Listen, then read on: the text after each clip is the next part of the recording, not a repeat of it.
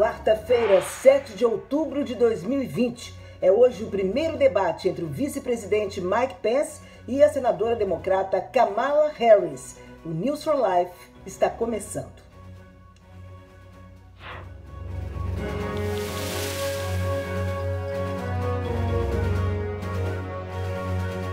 O debate entre Harris e Pence será à noite na Universidade de Utah e as precauções do Covid-19 ficaram ainda mais rigorosas. Depois de inicialmente recusar a ideia, a equipe de Pence concordou em colocar barreiras de plexiglass no palco. Os debates de vice geralmente são menos concorridos, mas dessa vez, segundo analistas políticos, devido às idades do presidente Trump e de Joe Biden, ambos na casa dos 70 anos, a presença de Pence e Harris parece significar mais para os eleitores. Embora a equipe de Harris diga que provavelmente se concentrará em Trump e em seu histórico, Pence pode enfrentar questões sobre a forma como o governo está lidando com a pandemia e seu próprio papel na liderança da força-tarefa contra o coronavírus da Casa Branca.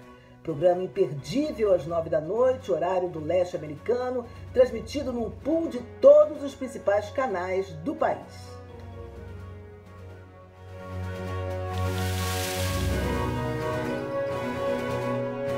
O presidente Trump diz que ordenou que seus negociadores parem de discutir um novo acordo de estímulo até depois da eleição. Sua decisão teve grande impacto no mercado, despencou as ações e gerou novas incertezas entre as pessoas em setores particularmente afetados, como as companhias aéreas, por exemplo.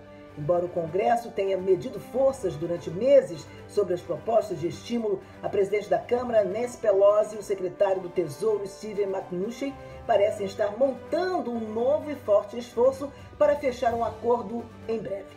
Enquanto isso, Stephen Miller, um dos principais consultores políticos de Trump, é o mais recente funcionário dele a testar positivo para o coronavírus. A Casa Branca disse que completou todos os rastreamentos para casos positivos de Covid-19 entre os que tiveram contato próximo com o presidente. Mas, dadas as informações confusas e muitas vezes contraditórias divulgadas pelo governo sobre o recente surto, a dúvida permanece.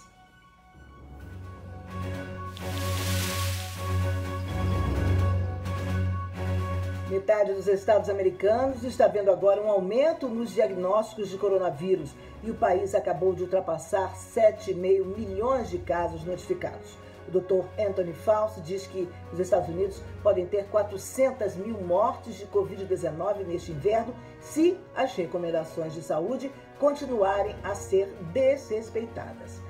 A fadiga pandêmica, por assim dizer, também é um problema na Europa, alerta a Organização Mundial de Saúde. Em meio a essa apatia, países como a Alemanha estão observando o maior número de casos em meses. Em relação à vacina, o FDA diz que vai querer ver 2 meses de dados de acompanhamento para qualquer ensaio clínico que possa levar a uma vacina contra o coronavírus. Isso tornaria difícil, se não impossível, para qualquer fabricante de vacinas solicitar autorização de uso emergencial até o dia da eleição americana.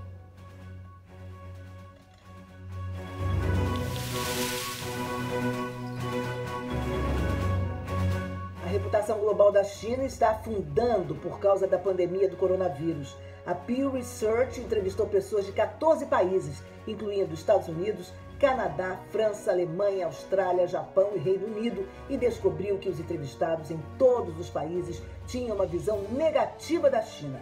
A pesquisa revelou que 77% dos americanos não confiam no presidente chinês Xi Jinping para fazer a coisa certa nos assuntos globais. Inclusive, o secretário de Estado dos Estados Unidos, Mike Pompeo, certamente não está ajudando nada a reputação da China. Pompeo se reuniu com representantes do Japão, Austrália e Índia para uma reunião sobre segurança em Tóquio e pediu aos aliados regionais dos Estados Unidos que lutassem contra a exploração, corrupção e coerção da China.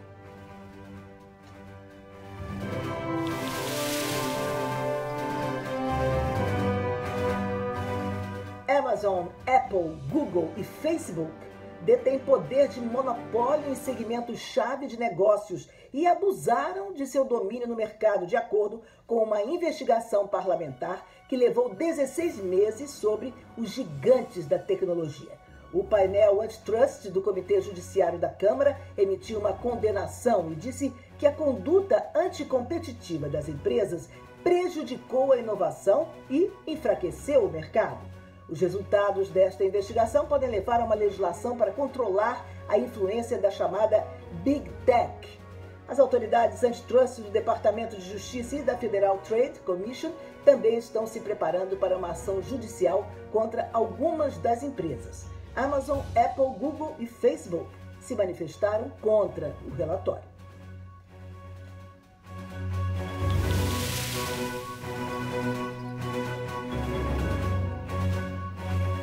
O furacão Delta atingiu o México nesta quarta-feira como uma tempestade extremamente perigosa de categoria 2, chegando à costa perto de Puerto Morelos, ao longo da península de Yucatán.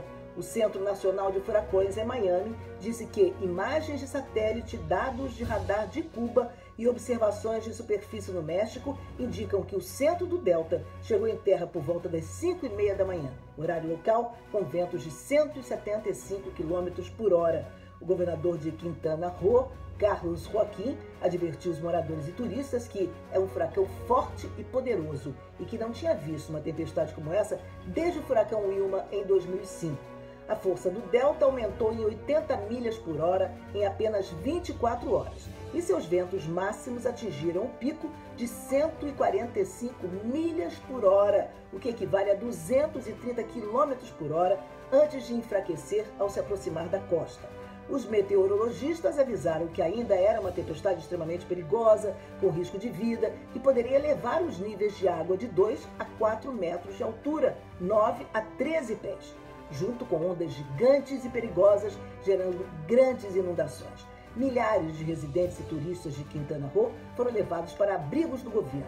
As evacuações de áreas baixas, ilhas e litoral se expandiram quando o Delta explodiu nas águas quentes do Caribe ao longo da costa. Grande parte da zona hoteleira de Cancún foi esvaziada enquanto os hóspedes eram transportados de ônibus para abrigos no interior. Somente em Cancún, o governo abriu 160 abrigos.